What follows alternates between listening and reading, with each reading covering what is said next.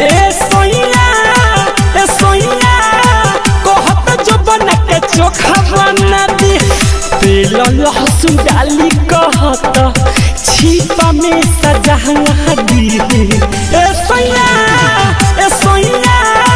कहत जो बना के चोखा बना दी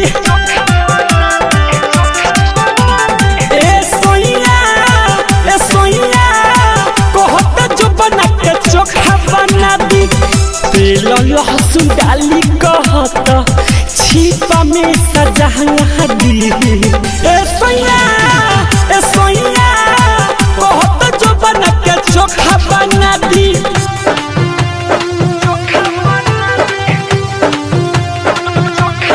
ज्योति रिकॉर्डिंग स्टूडियो लखा।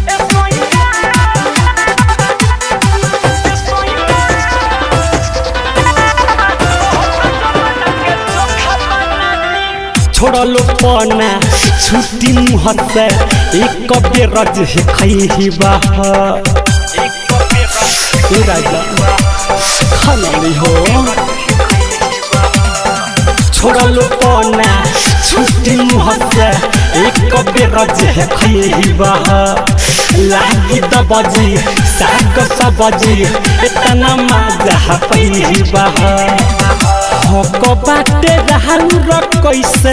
दूसर के जना दी ए सोइया कहत जो बना के चोखा बना दी ए सोइया कहत जो बना के चोखा बना दी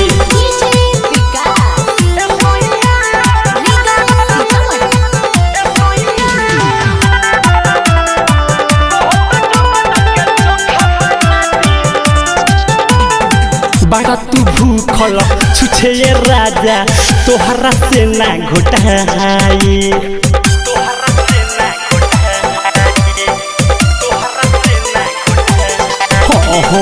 बड़ा तू भूखल छुछे राजा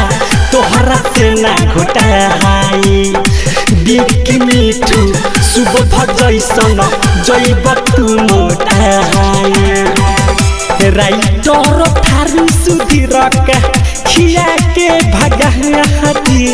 ए सोइया कहत जो बना के चोखा बना दी ए सोइया कहत जो बना के चोखा बना दी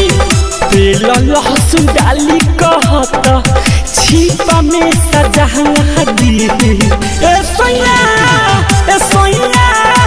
कहत जो बना के चोखा बना दी ज्योति रिकॉर्डिंग